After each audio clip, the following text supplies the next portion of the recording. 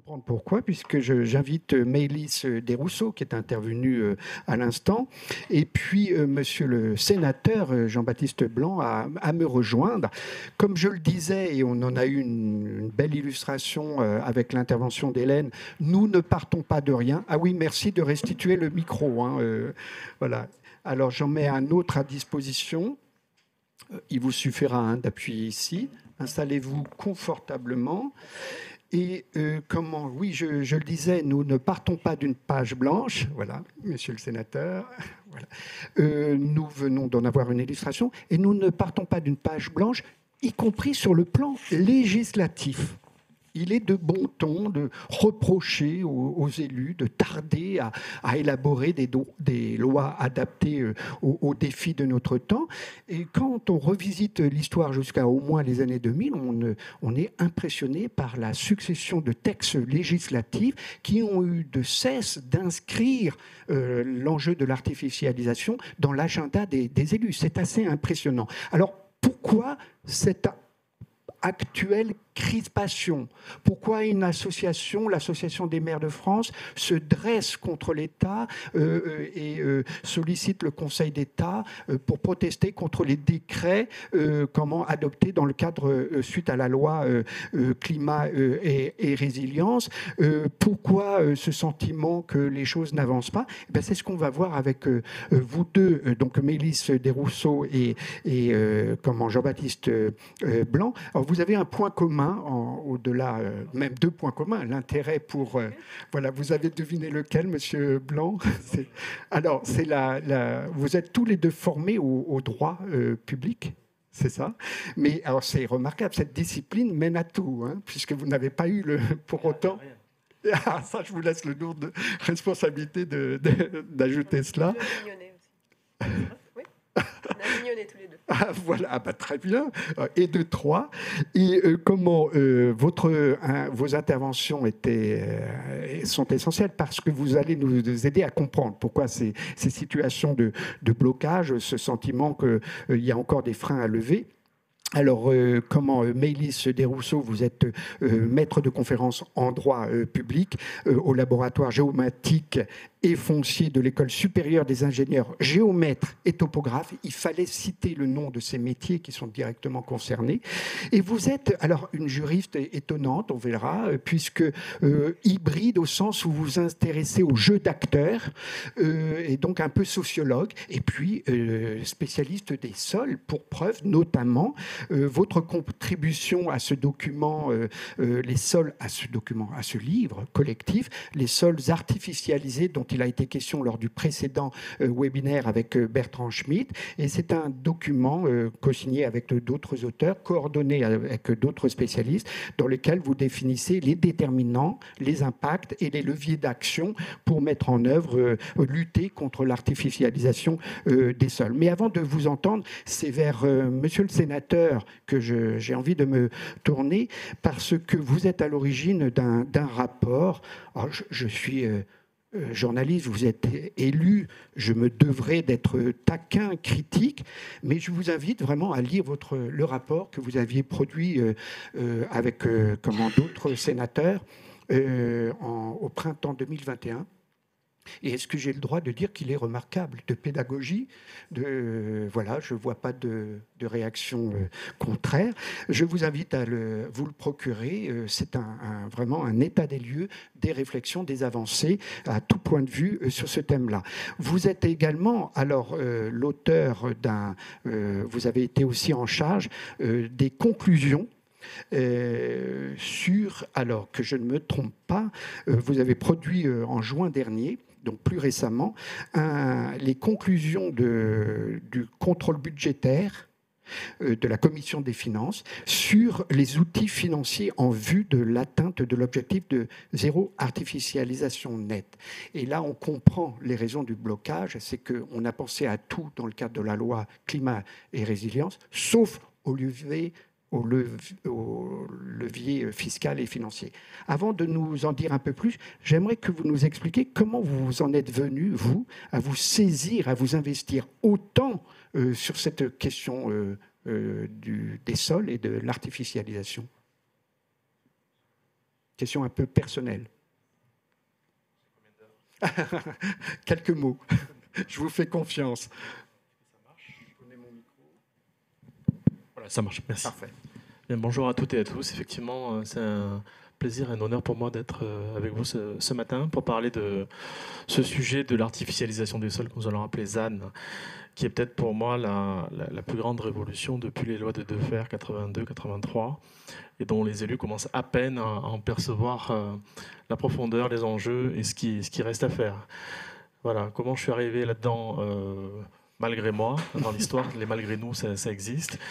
Bon, c'était un petit peu mon métier. Moi, j'étais juriste, publiciste. Je faisais beaucoup de droit de l'urbain comme avocat. En arrivant au Sénat, on m'a proposé de continuer sur le sujet. Alors, ça a commencé par ce rapport dont vous faites l'amabilité de signaler la qualité, avec deux autres collègues, Oui. parce que c'est intergroupe, Christian Rodon-Sarrazy, Anne-Catherine Loisier. Donc, c'est vraiment une affaire transversale que l'artificialisation. Est arrivée la loi climat, dont j'étais le rapporteur. Pour la faire courte, parce que ça a été excellemment résumé précédemment, chère madame, alors en fait, je suis quand même un petit peu l'homme à abattre dans mon groupe, hein, parce que les républicains au Sénat, ce qu'on appelle la droite sénatoriale, est quand même très rurale, a une approche un peu ancienne hein, des territoires. En tout cas, bon voilà, je ne vais pas aller au-delà de ça. Et il y a quand même des élus qui ont un profil plus urbain et des élus qui ont un profil mixte, comme quand on est issu du Vaucluse, il y a de l'urbain et du rural.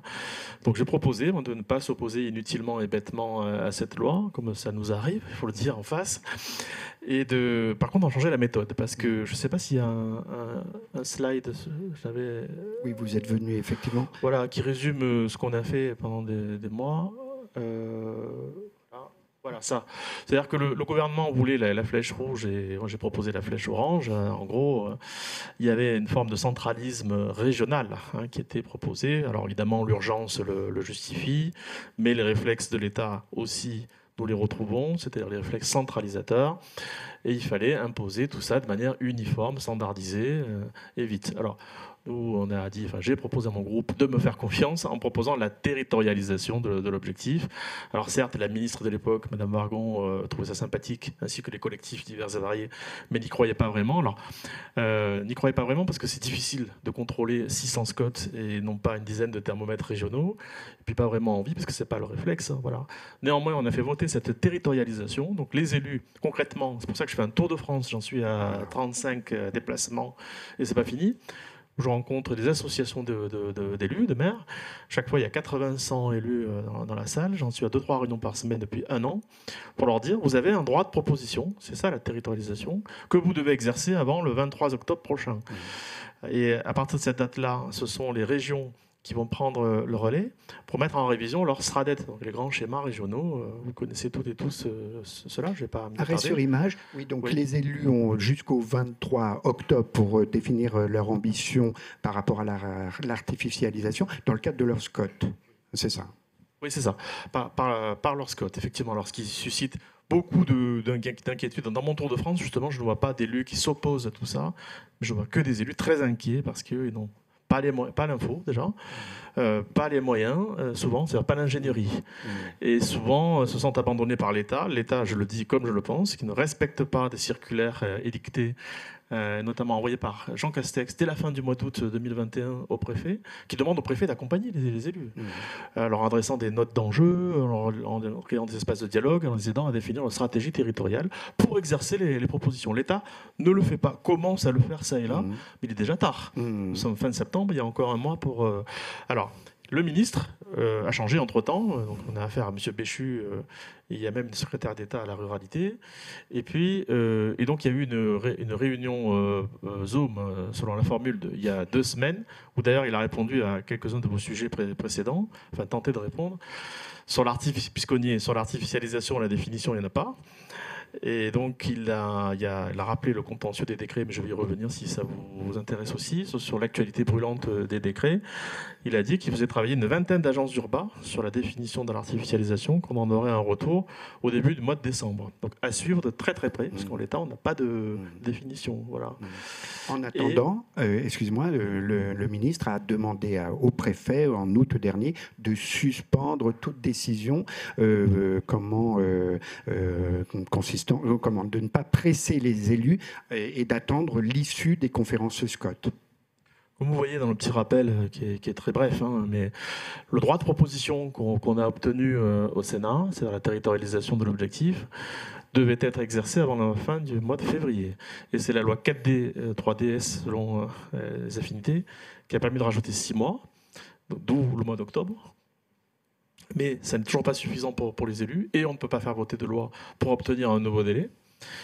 Ce que dit le ministre, pas de stress. Bon, je ne sais pas pourquoi, mais enfin, il le dit. Ce qui compte en réalité, c'est la date d'arrêt des SRADET qu'il a fixée au 22 février 2024. Donc il y aurait un espace de plus d'1 an de dialogue pour le territoire, pour faire prospérer les propositions et pour permettre aux régions d'accueillir ou pas les propositions et de différencier les politiques publiques et les trajectoires, parce que chaque territoire serait différent. On est tous d'accord avec ça. C'était l'esprit de la loi 4D. Et la logique de territorialisation que vous appelez de vos voeux. Exactement. Alors après, il a dit, comme ça je m'appuie sur l'actualité immédiate, que évidemment, il y a les régions qui sauront faire, c'est-à-dire traiter des demandes de différenciation. En fait, c'est ça. Et dire toi oui, toi non, toi plus, toi moins, en matière de ZAN. Et il y a les régions qui ne sauront pas faire. Et là, il y a un chantier qui est ouvert. Et précisément, donc, il y a ce rapport que j'ai rendu, il y a ce que j'ai fait voter avec mes collègues, la territorialisation. Et il y a entre-temps le modèle économique sur lequel je vais venir. Bien sûr. Mais il y a actuellement une proposition de loi sur laquelle je travaille avec la présidente de la commission des affaires éco au Sénat, qui tourne autour de la contractualisation de l'objectif. Alors, qui ne veut pas dire échapper à l'objectif, qui veut dire peut-être l'assouplir, c'est-à-dire tenir compte de cas par comme ça se passe pour SRU. On tient compte de chaque situation, et dès lors qu'on se situerait dans une trajectoire vertueuse, en tout cas qu'on montrerait une certaine bonne foi, et qu'on accomplirait tout un tas de diligences sur lesquelles il faudrait 2 heures pour revenir, mais ça a été évoqué auparavant, pourquoi ne pas contractualiser ?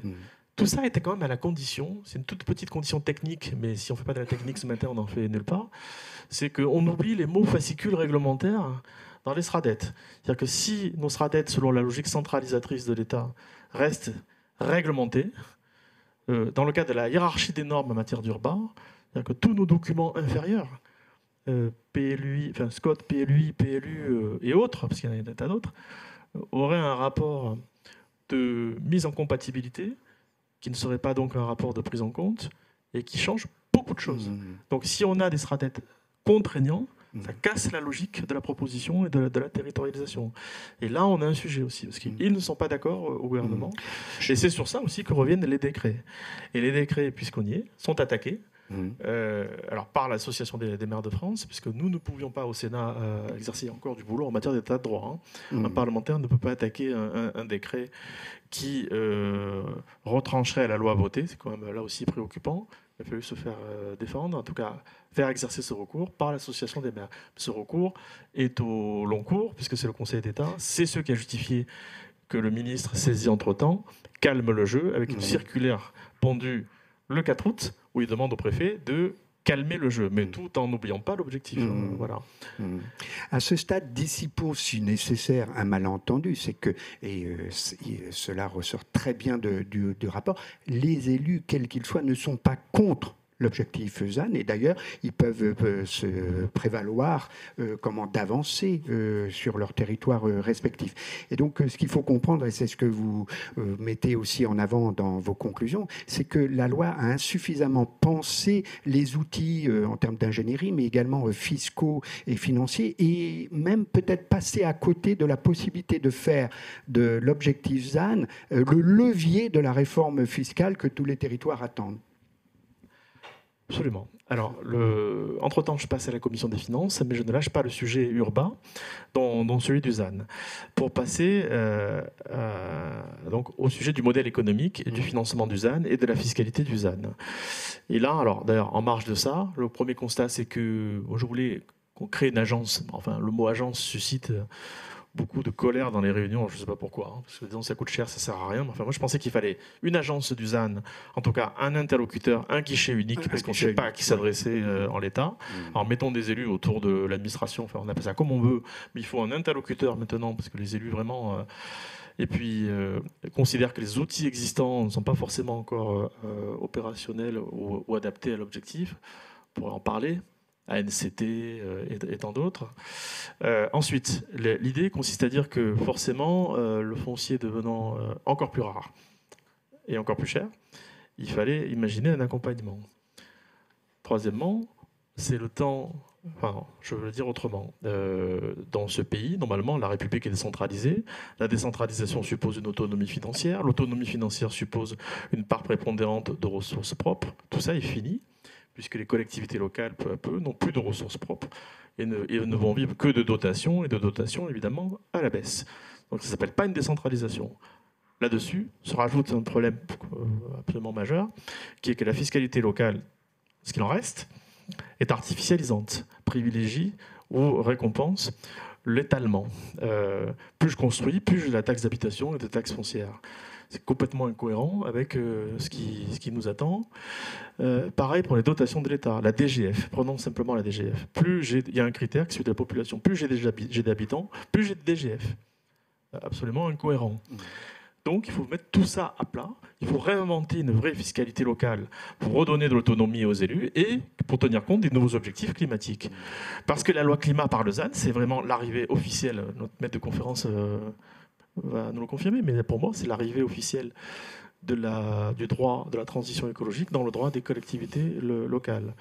Voilà. Et il faut croiser après de la fiscalité locale avec la fiscalité de l'urbain, de l'immobilier, de l'aménagement, toutes les fiscalités connexes comme ça, et repenser. Alors concrètement, une fois qu'on a dit ça, qu'il faut repenser, qu'il faut remettre à plat la fiscalité locale, j'ai obtenu de mon président de commission et du rapporteur général du budget de s'emparer d'un nouvel outil qui est la possibilité de saisir la Cour des comptes par son conseil des prélèvements obligatoires pour faire des simulations fiscales, parce qu'on ne va pas créer un impôt, il y en a assez. On peut peut-être toiletter les impôts et taxes existants pour tenir compte des nouveaux objectifs. Donc il y a le Conseil des prélèvements obligatoires qui est saisi et qui va rendre sa copie au mois d'octobre. Donc je serai heureux d'en partager les conclusions avec vous sur une nouvelle taxe d'aménagement, des droits de mutation, qu'est-ce qu'on en fait, taxes foncières, qu'est-ce qu'on en fait, taxes sur les logements vacants, 6 ou 7 simulations fiscales. Ça, c'est dès le mois d'octobre et ça a vocation à devenir des amendements dès le prochain projet de loi de finances. Et le ministre a dit qu'il serait partant. Bon, on va voir. À suivre. Puisqu'il y a une nouvelle love story avec le gouvernement, on va voir si elle dure. Alors, un sujet d'étonnement, c'est que ça paraît tellement évident qu'on se demande pourquoi, malgré l'antériorité des actions contre l'artificialisation, on n'y ait pas pensé avant, et pourquoi on n'aurait pas pu le faire, parce que ça aurait été, j'y vois, une manière d'inscrire ces enjeux dans un débat beaucoup plus public que celui dans lequel on est enferré lorsque on traite des outils de planification. SRADET, SCOT, PLU, PLU, je doute que ça participe d'un langage qui parle au commun des mortels et que ça aide à inscrire le débat au centre de la société. Vous voyez le sens de mon... Oui, alors, ce qui m'a frappé dans les auditions, c'est que je n'ai trouvé aucune réponse des différentes administrations et ministères. Ils trouvaient ça intéressant qu'on en discute, mais j'attendais des réponses. Il n'y en avait pas. Alors après, il a fallu se demander qui réfléchit à ça. Je suis allé voir la Fondation des finances publiques qui m'a dit ok, il faut faire un colloque, on va faire ce colloque, très bien. Et puis quelqu'un m'a suggéré la Cour des comptes, mais c'est que sur le volet fiscal. Quel débat y a-t-il autour de ça? À qui s'adresser? C'est le néant. C'est un impensé. Alors même qu'il y a urgence et nécessité de revoir cette décentralisation maintenant. Vous êtes venu avec un autre visuel qu'on projettera tout à l'heure. À ce stade, j'aimerais entendre, si vous le voulez bien, donc comment Maëlys Desrousseaux, je l'ai dit, vous êtes juriste, spécialiste du sol. Comment vous pouvez réagir à ce qu'a dit le sénateur, mais peut-être pour commencer, votre point de vue sur la loi climat et résilience qui inscrit l'objectif ZAN avec des objectifs fermes. Est-ce que vous y avez vu de prime abord une avancée malgré les résistances, les réticences qu'on voit ici et là? Oui, merci. Bonjour à tous. Merci pour votre invitation. Alors oui, effectivement, c'est une avancée, c'est une loi très importante pour la transition. Mais si on l'inscrit quand même dans une certaine temporalité, je voudrais quand même rappeler que le premier texte signalant l'urgence à protéger les sols, c'est la Charte européenne des sols en 1972, qui identifiait déjà le processus d'urbanisation comme une des principales menaces à intégrer pour justement protéger le sol, reconnu à l'époque bien commun de l'humanité. 1972-2022, on ne peut pas dire qu'on a été rapide, particulièrement pour légiférer sur cette question. Et ce qui est un peu sidérant finalement avec cette loi, c'est l'effet de surprise qu'elle semble avoir apporté parmi les élus, et la population, un certain désintérêt aussi, puisque pour la première fois, on s'intéresse à la question des fonctions des sols. Et c'est pas comme si on n'en avait pas parlé avant. Si on retrace un petit peu le contexte international et européen du ZAN, c'est l'objectif de Land Degradation Neutrality. Donc là, déjà, c'est Land Degradation, c'est pas que l'artificialisation. À la base, c'était toutes les formes de dégradation des sols qui étaient censées être visées, qui se sont traduites ensuite dans un document, donc une feuille de route européenne de 2011 pour une Europe sobre dans l'utilisation de ses ressources, qui fixe là, vous le rappelez dans votre rapport, les jalons du Zero Net Land Take. Donc on part de land degradation pour s'intéresser au land take. Donc on réduit déjà l'objectif de la loi, mais peut-être qu'il y a d'autres textes européens, d'autres stratégies qui viennent gérer d'autres menaces. Donc on a quand même déjà, juste si on s'arrête à 2011, 11 ans de réflexion sur le sujet. La saisine de l'INRAE en 2015 pour faire cet ESCO sur l'artificialisation, le rapport de France Stratégie, le rapport du Comité pour l'économie verte. Il y a eu, je trouve, une grosse préparation. Et 2021 a été quelque part l'aboutissement d'un travail vraiment co-construit et qui a été très mal reçu. Et moi, j'en étais la première surprise, peut-être parce que très peu porté aussi politiquement, je ne sais pas. Mais là encore, depuis ce matin, on nous dit qu'il n'y a pas de définition de l'artificialisation. Je ne suis pas d'accord parce qu'elle est là, en fait, l'avancée de la loi climat, c'est que l'artificialisation des sols aujourd'hui est définie dans le Code de l'urbanisme par l'altération durable de tout ou partie des fonctions d'un sol. Et on vient créer, par une loi d'urbanisme, un lien entre le sol milieu et le foncier. Et elle est là, la vraie avancée. Mais alors, là, j'interpelle la juriste sociologue hybride. Vous entendez quand même ce que nous dit le sénateur, et Monsieur Blanc, vous pourrez y réagir, bien évidemment, mais à savoir le fait que les élus sont devant des dilemmes que d'ailleurs rappelait également Hélène Peskin, c'est-à-dire entre limiter l'artificialisation, mais aussi ne pas contrarier leur développement économique, pouvoir encore accueillir des populations. Alors, que dites-vous à ces arguments qu'on peut entendre? Ce que je veux bien répondre, c'est notamment et Guillaume Saint-Denis hier sur France Culture aussi, qui montrait tous les autres leviers de développement qui ne passent pas par l'artificialisation des sols. Et cette idée, finalement, on a l'impression que la sobriété coûte cher. Alors que c'est un peu antinomique. Ouais. Monsieur Blanc. Sur la définition, par exemple. Alors, sur la définition, je suis d'accord avec vous, elle existe, mais il y a bien une bataille en dessous qui se joue. C'est-à-dire que les conventionnels que j'ai auditionnés, la Convention citoyenne sur le climat, voilà, étaient pour une définition extrêmement extensive. C'est-à-dire que dès lors qu'on porte atteinte aux fonctions du sol, il y aurait de l'artificialisation. Au Sénat, avec son conservatisme territorial, eh bien, c'est une autre approche qui a été proposée, qui était une approche plus supposément juridique. Donc on a fait voter deux listes, qu'est-ce qui est artificialisé, qu'est-ce qui ne l'est pas. Au final, il y avait un projet de décret soumis à concertation, et c'est ce troisième décret qui n'est pas sorti, puisqu'il n'y a pas eu d'accord autour de ce décret, y compris d'un arrêté, c'est ça, je crois qu'il y avait un arrêté ministériel qui devait intervenir dans la foulée. Qu'en réalité, s'entrechoquent les deux approches, juridique, urbanisme en fait, et fonctionnelle, environnementale, avec ce que vous indiquiez, donc les typologies, la nomenclature en fait, qui a fait débat, des jardins publics ayant un intérêt, ceux qui n'en ont pas, les seuils, les superficies, tout ça a fait l'objet de contestations. C'est là-dessus que le ministre a mis une pause pour faire des expérimentations sur à partir d'une vingtaine d'agences urbaines. Voilà. Et tout en disant qu'en attendant, c'est pas très grave, parce qu'on s'appuie sur les ENAF et sur les parcelles, en ce qui concerne les 10 années à venir.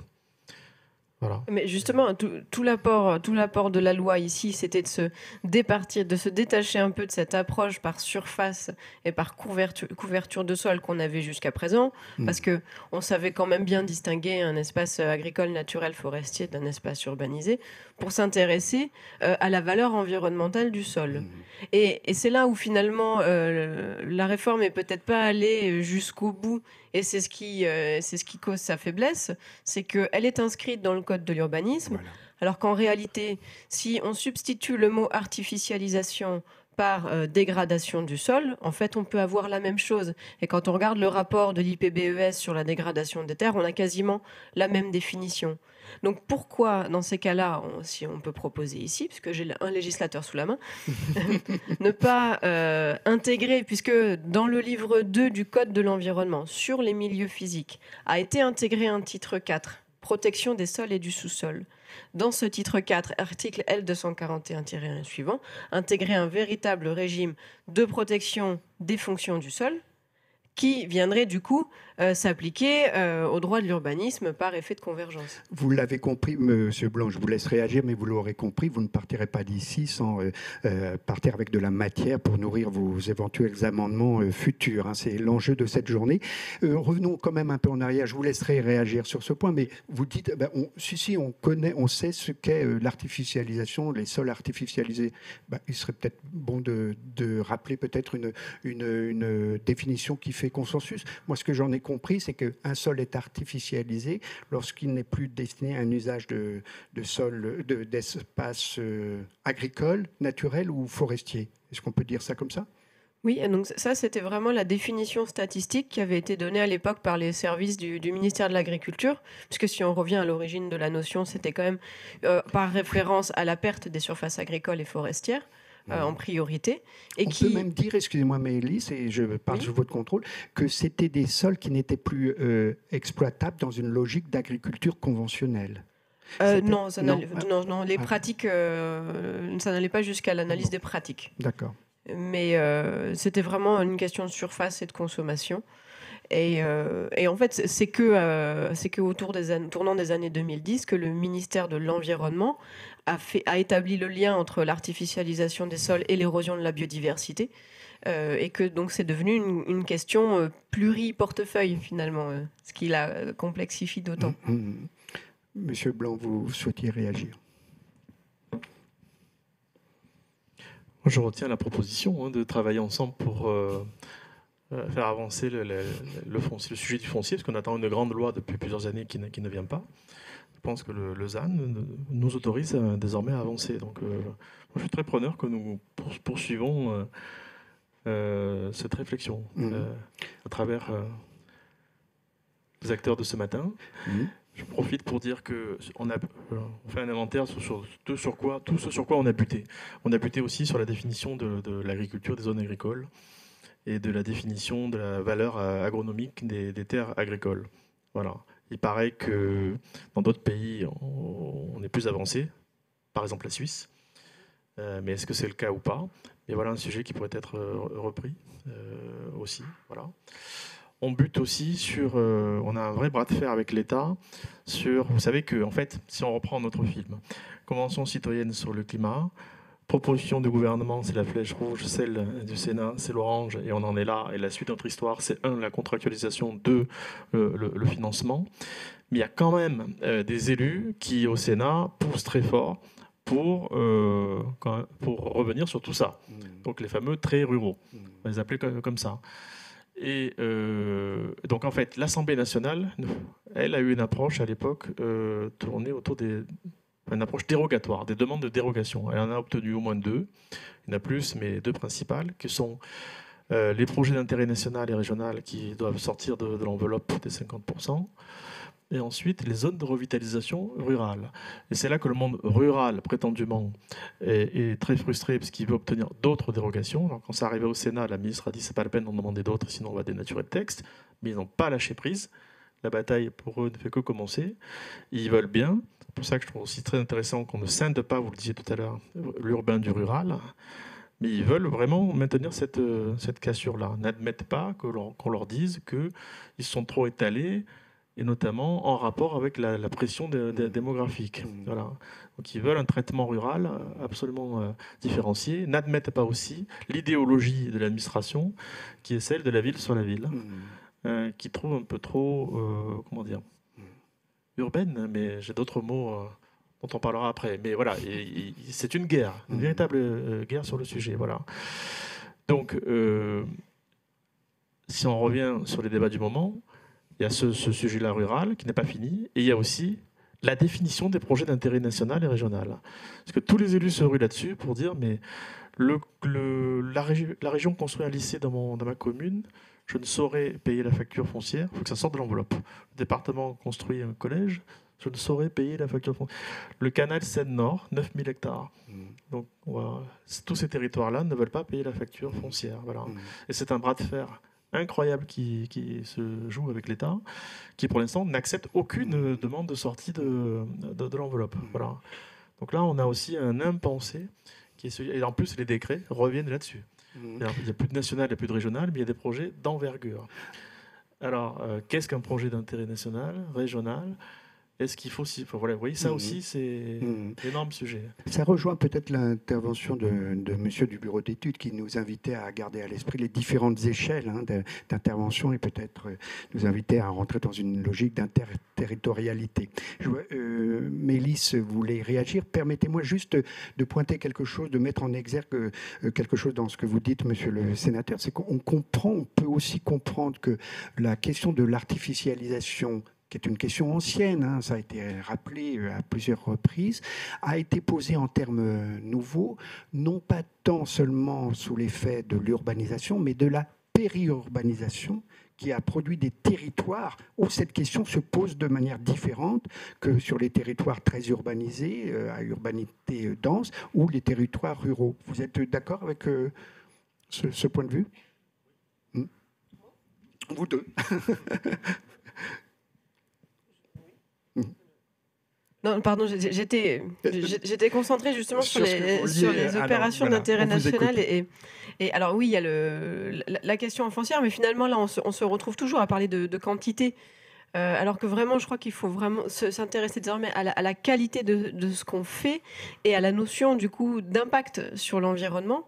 Et quand on regarde aujourd'hui, ne serait-ce que le mécanisme des évaluations environnementales, qu'il s'agisse des études d'impact des projets ou des évaluations environnementales des plans et programmes, qui comprend donc celle des documents d'urbanisme, eh bien on se rend compte que les surfaces et les échelles, pour les projets notamment, sont très élevées et qu'il y a un nombre très important de projets d'aménagement et de travaux de construction qui passent sous le seuil du mécanisme de l'étude d'impact et que donc, bien souvent, on ne sait pas ce sur quoi on artificialise. Alors déjà, quand le projet est soumis à étude d'impact, il y a la question de la connaissance, la compétence pédologie, sciences du sol, qui n'est pas toujours présente dans les bureaux d'études.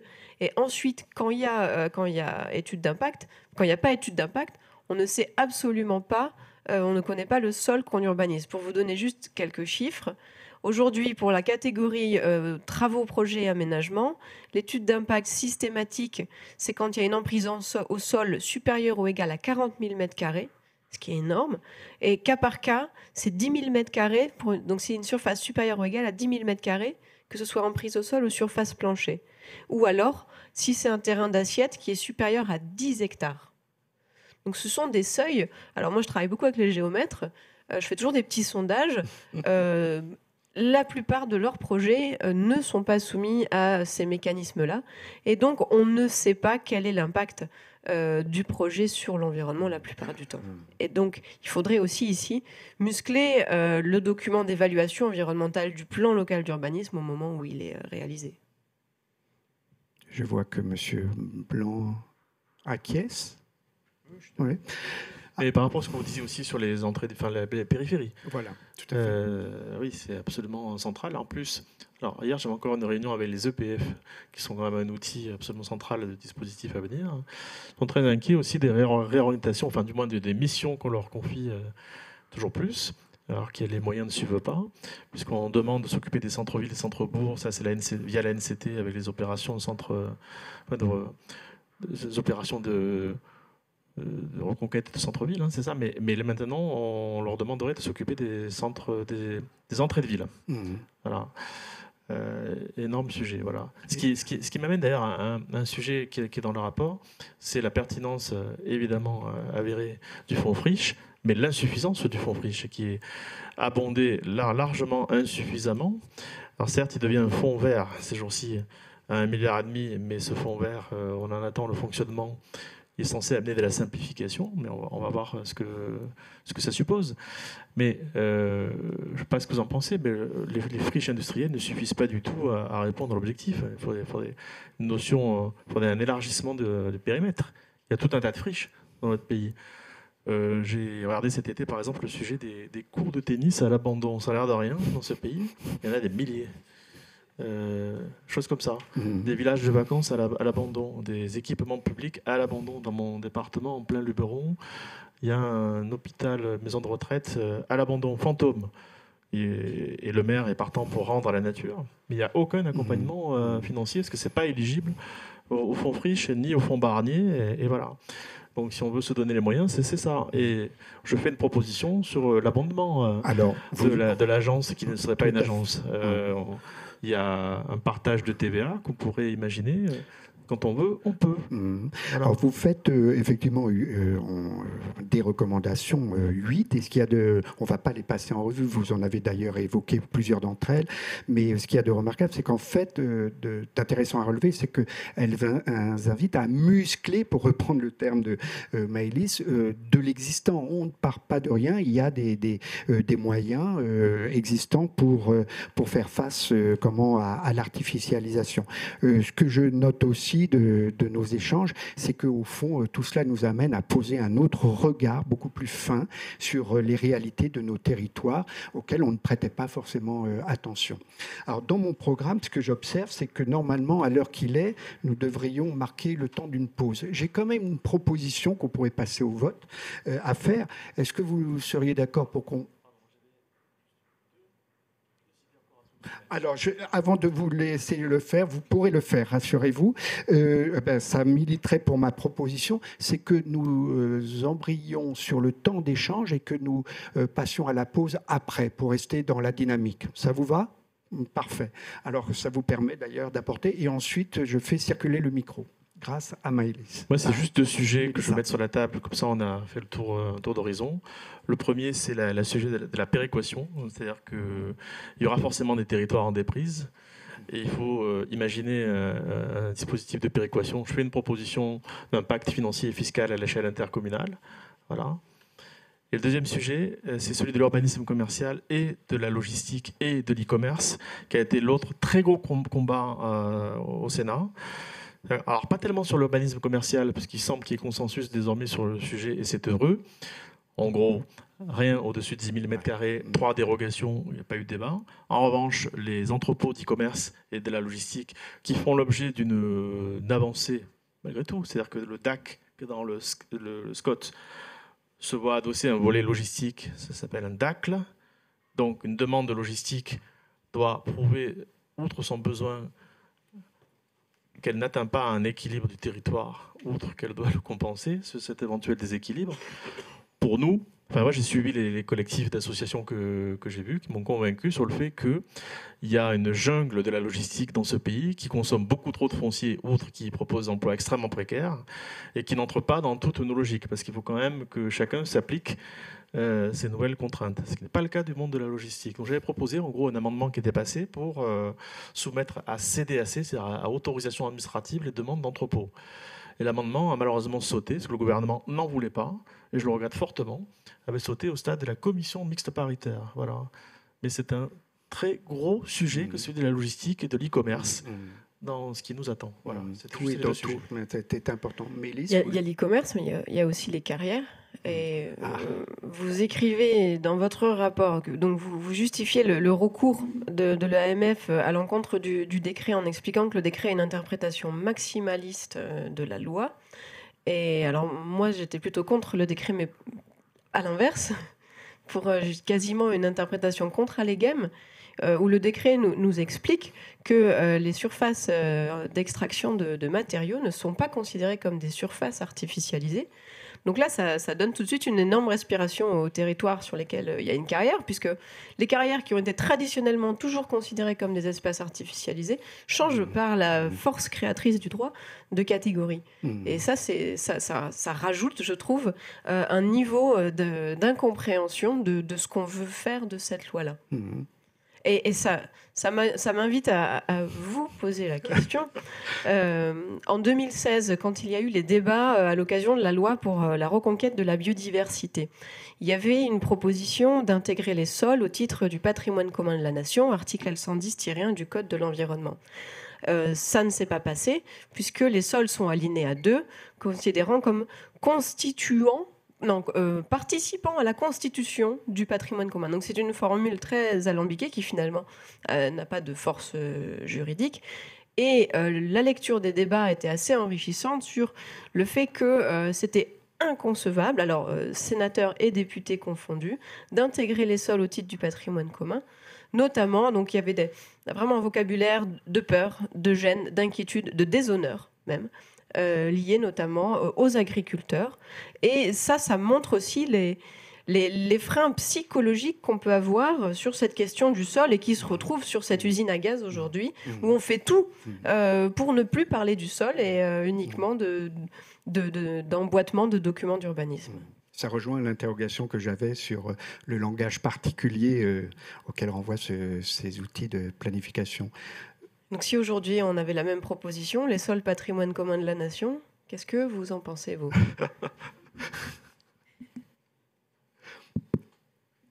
Tout à l'heure, j'ai fait la proposition d'y travailler. Voilà. Donc, j'ai fait une proposition de créer un club foncier en vue d'une proposition de loi. Voilà. Parce que c'est vraiment le plus grand impensé aussi à ce stade. On attend une loi foncière qu'on n'a pas. Donc, il faut s'y mettre. Et moi, je ne demande que ça.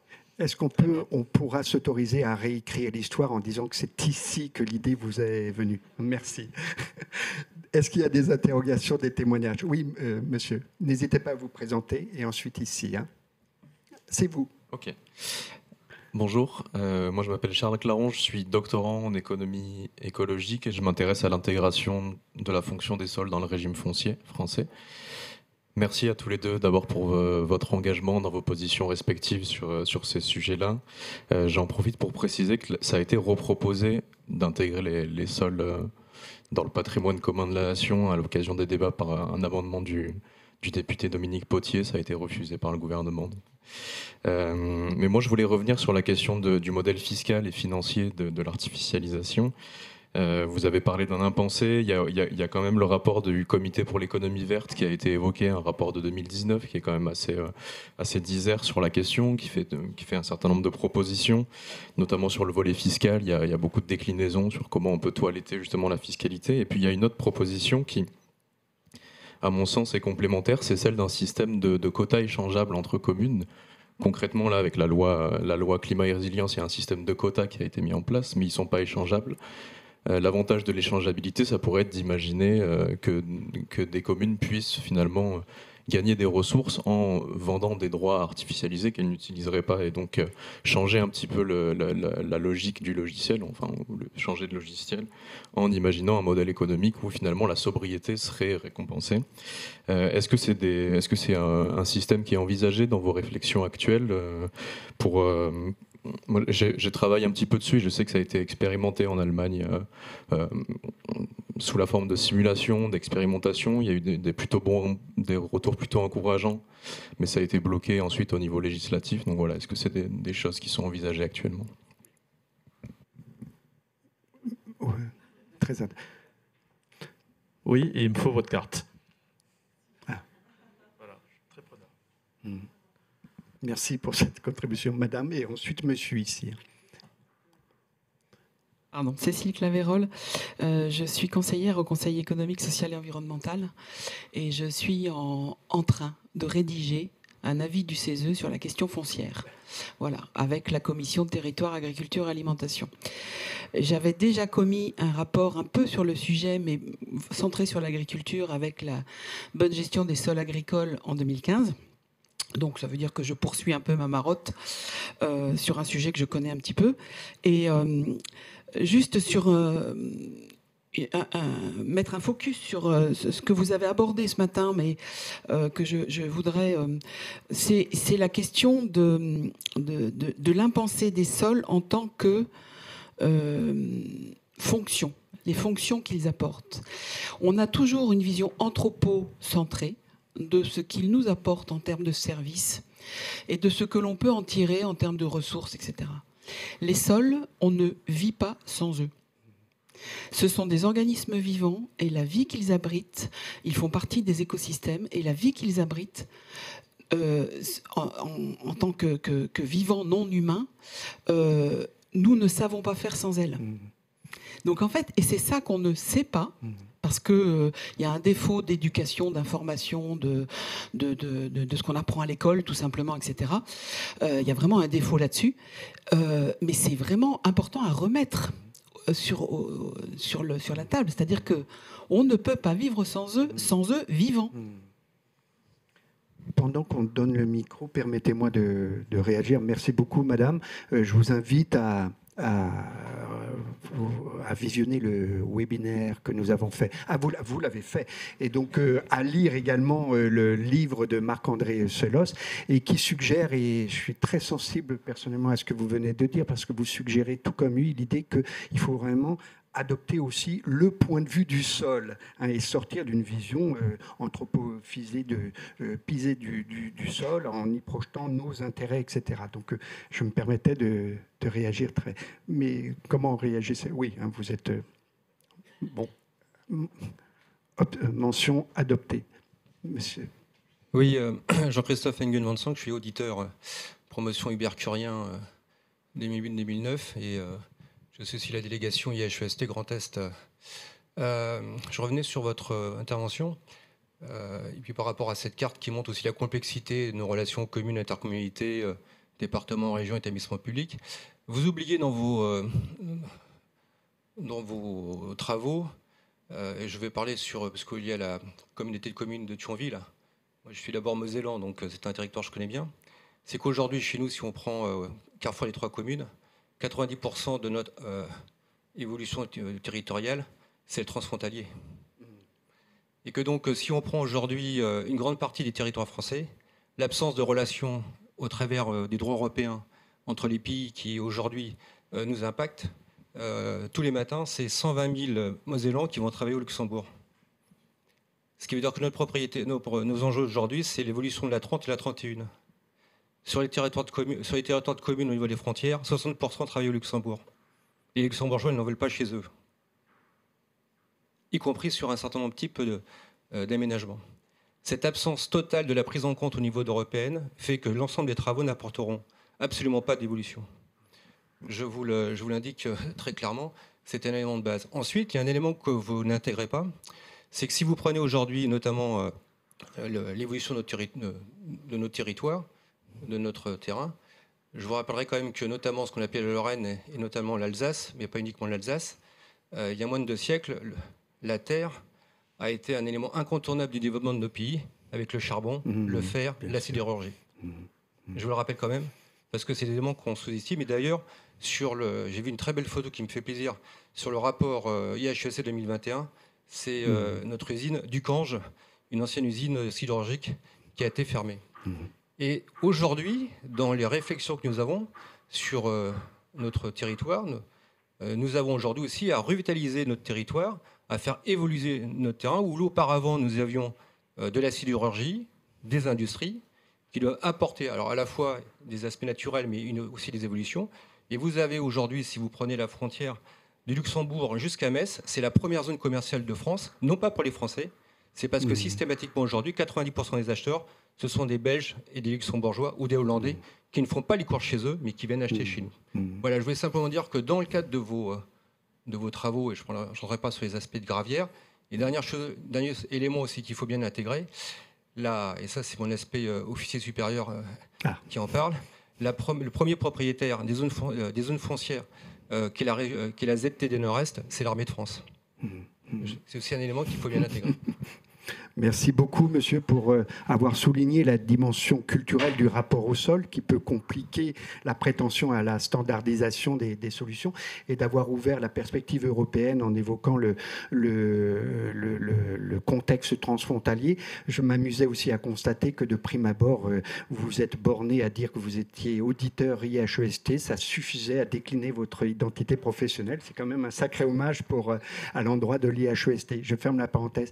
Sur la dimension culturelle et européenne, on va peut-être laisser de côté la problématique militaire. Un peu, voilà. Est-ce que vous voulez, et nous colorerons cette séquence? La dimension européenne est certainement fondamentale. Et à l'horizon 2023, on attend une loi européenne sur les sols, Soil Health Law. Peut-être qu'il y aura à ce moment-là des éléments de collaboration, puisque jusqu'à présent, toutes les initiatives, aucune initiative n'a réussi à aboutir, parce que faire s'entendre des pays sur la gestion de leur sol, c'est très compliqué. Oui. Vous voulez réagir d'abord ou... Oui, je ne vois pas ce que vous dites serait contradictoire à ce qu'on dit inversement. Je pense qu'on dit la même chose. Hein. La territorialisation, c'est la prise en compte de la culture, de l'histoire, et donc du cas par cas. Voilà. Mais je vous rejoins en même temps sur d'où le texte européen qu'on attend. Il n'y a pas d'approche commune. Et le gouvernement, à l'époque du débat, a refusé les demandes un peu dérogatoires, hein, désolé pour le mot, je ne vais pas adhérer à ça, mais voilà, dérogatoires en ce qui concerne les sujets transfrontaliers. Voilà. C'est un énorme sujet, évidemment. Voilà. Donc la territorialisation permet de prendre en compte l'histoire et l'histoire de votre région, il n'y a pas de raison, évidemment avec de nouvelles règles du jeu, et le texte européen sera le bienvenu. Et d'ailleurs, on en est où de ce texte européen exactement? Alors moi, je n'ai pas accès au draft, mais je crois que des gens travaillent dessus très fortement. En tout cas, moi, ce que je peux vous dire à mon échelle, c'est que je copilote actuellement avec Isabelle Cousin, donc une chercheure INRAE, une étude DEPE sur la qualité des sols, où donc on travaille à la création d'un référentiel de qualité des sols qui distinguerait différents usages, qui permettrait de s'intégrer donc dans l'objectif de santé des sols dans le cadre de la transposition de cette directive. Et alors, juste une curiosité, vous dites que vos enjeux, c'est l'élargissement des autoroutes, mais pourquoi pas le transport ferroviaire pour aller au Luxembourg? Vous en discuterez au moment de la pause. Voilà, parce que là, j'ai un problème. Monsieur Servet, le temps d'intervention sera décompté sur votre temps de tout à l'heure. Donc, soyez bref. Donc, François Serve, communauté d'agglo de Draguignan. Donc moi je suis pas officier supérieur, je suis plutôt fantassin sur le terrain de la j'arrive même plus à le dire, territorialisation. Et je voulais juste apporter un témoignage sur la manière dont cette territorialisation tétanise nos élus, en particulier parce que les règles du jeu sont pas claires, parce qu'on le comprend de manière différente. On parlait de quotas d'échange entre les communes. Nous on interprète cette territorialisation comme une mise en commun du gâteau à l'échelle d'un ensemble régional, de sous-ensembles régionaux, avec une concurrence avec des territoires voisins qui se sont largement développés pendant 20 ans et qui souhaiteraient récupérer nos parts de gâteau alors qu'on a eu un développement plutôt modéré, nous, sur les 30 ou 20 dernières années. Donc ça, il me semble que c'est un point important. Et je voulais revenir par rapport plutôt à la présentation d'avant. Parce que là, c'est un teasing par rapport à l'intervention. Oui. Bon, je vous laisse poursuivre. Je n'ai pas fait d'école de com, mais... Et par rapport à la renaturation aussi, cette question de la renaturation dans des endroits denses avec beaucoup d'attractivité, comme peut l'être Draguignan. Là, il me semble qu'il y a un outil à créer parce que qui dit ville moyenne dit que les élus ont encore un rapport interpersonnel avec les propriétaires fonciers. On n'est pas comme dans de très urbain où il y a une grande distance. Et donc un rapport quasi sentimental. Par exemple, là, il y a un foncier avec la succession d'un héros de la résistance. Et donc la question qui se pose, c'est d'aller se dire on va renaturer ou on va faire de la transformation de friches industrielles. Et donc d'aller annoncer à la famille que le foncier vaut plus de 10 millions mais qu'il en vaut 2, ça pose des questions et ça rend les projets compliqués. Et je me demande s'il n'y a pas un outil à créer qui existe en Inde, je crois qu'il existe en Oregon, qui est les droits à construire transférables. C'est-à-dire que les droits à construire qui perdent sur une parcelle, comme en général ces propriétaires fonciers sont relativement fournis en actifs, ils peuvent les transférer sur d'autres parcelles où ça intéresse plus la collectivité. Voilà, c'est quelque chose... Il faut répondre à la question parce qu'apparemment c'est du vécu dont il nous parle. C'est que des grandes questions. Alors, sur la territorialisation, effectivement, comment la faire vivre Alors, il y a des territoires où on sait faire vivre naturellement, où dans une interco, un SCOT, il y a un vrai esprit communautaire. Et tout ça est déjà une habitude. Et puis, dans beaucoup de cas, ce n'est pas le cas. Alors, qu'est-ce qu'on peut recommander? Moi, ce que je recommande aux élus que je rencontre, c'est de s'appuyer sur la circulaire qui n'est pas appliquée, qui est une feuille de route qui vous demande, enfin, qui vous propose de travailler à partir du bloc communal pour préserver vos intérêts, ensuite de faire dialoguer ça avec le PCI, et puis au sein du SCOT. Et puis si, moi, ce que je constate dans la foulée, c'est ça. Et puis si on est bon, eh bien, on fait dialoguer les SCOT entre eux, ça s'appelle l'interscot. Et puis si on est merveilleux, ça donne lieu à une proposition qui est départementale. Et les élus départementaux, après, seront plus forts pour défendre ces propositions auprès de la région. Parce que ce que craignent les élus ruraux, c'est ça, c'est qu'au bout, ce soit seulement les ensembles métropolitains qui sortent gagnants de cette affaire. Si on sait faire vivre les propositions, ça peut ne pas être le cas. Alors voilà, comment la faire vivre? C'est un peu, il n'y a pas de règle, il n'y a que de la pratique. Mais ce que j'ai constaté ça et là, c'est qu'il y avait des phénomènes de solidarité très intéressants. Parce qu'il n'y a pas de l'ingénierie partout, on l'a dit, l'État n'est pas là. Mais parfois, il y a une agence qui peut donner des coups de main ça et là. Parfois, il y a des conseils départementaux qui ont de l'ingénierie, qui la mettent à disposition. En tout cas, il y a du dialogue interscot, malgré tout, qui se fait. Mais il faut partir du bloc communal. Voilà, ça fait beaucoup d'étapes. Bloc communal, EPCI, SCOT, interscot, département, pour faire naître une proposition de territoire. Ensuite, sur votre proposition, que je trouve intéressante aussi, mais qui est en lien avec la précédente intervention, sur la renaturation, le truc, c'est qu'en droit de l'urbanisme, il n'y a pas de droits acquis. Donc, je ne peux pas dire, j'avais un terrain constructible, la collectivité doit m'indemniser. Alors, l'État était déjà assez maximaliste avant la loi climat et cherchait à faire appliquer l'effort de sobriété foncière là où il le pouvait.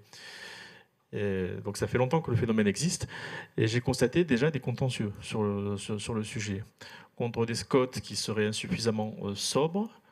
N'oublions pas que les élus doivent présenter des bilans de consommation foncière. Alors non pas tous les ans, mais tous les 3 ans. Ça, c'est le Sénat. Et que le préfet va opérer un contrôle de légalité avec des pouvoirs de mise en demeure assez étendus. Et que donc, il y avait déjà cette application maximaliste, mais qui se poursuit. Donc j'ai déjà vu des contentieux sur ce terrain-là, et y compris des contentieux, ou y compris l'État qui demande à des opérateurs de renoncer à une phase 2 d'un projet d'aménagement. Et donc des aménageurs qui ne sont pas très contents et qui se retournent contre l'État. Donc dès lors que ça devient de plus en plus du contentieux, déjà, il faudrait se pencher sur cette proposition de transfert. Je trouve très intéressante aussi. Oui. Méliste, en 2 mots.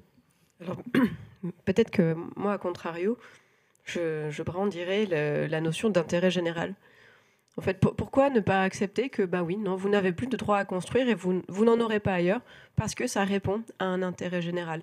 C'est comme, il y a quelques semaines, un étudiant qui faisait un stage dans l'Allier, qui discutait donc sur le ZAN avec des communes, qui disait si jamais on a mangé notre enveloppe d'artificialisation d'ici 2030, on ne sait pas ce qui va advenir.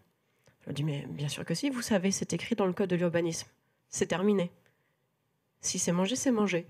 Et c'est comme s'il y avait un refus d'accepter que cette fois-ci, il n'y a pas.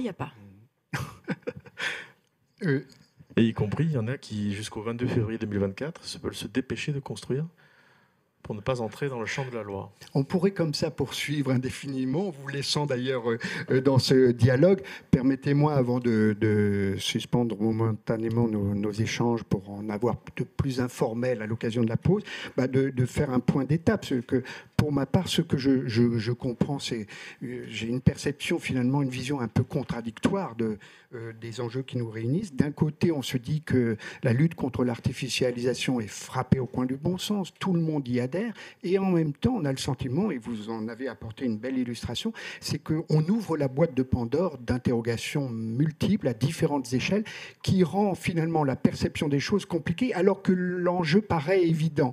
Et il faut rester sur cette ligne de crête, garder les convictions, mais tout en prenant acte de la complexité du sujet. Peut-être une toute dernière question, vous répondez par oui, par non ou par peut-être, monsieur le sénateur. J'ai dit du bien du rapport, il faut que quand même je vous adresse un reproche. Parmi toutes les personnes auditionnées, je ne vois pas figurer le nom de Maëlys Desrousseaux. Est-ce que vous vous engagez à l'auditionner à la prochaine occasion ? Oui, non, peut-être. Alors, ça vire au speed dating, je réitère, donc je souhaite qu'on se revoie. Maëlys, voilà. Je saurai me rendre disponible, monsieur le sénateur. Vous êtes témoin. Voilà, cette journée est très efficace. Voilà. Merci à tous les deux et poursuivons l'échange de manière plus informelle.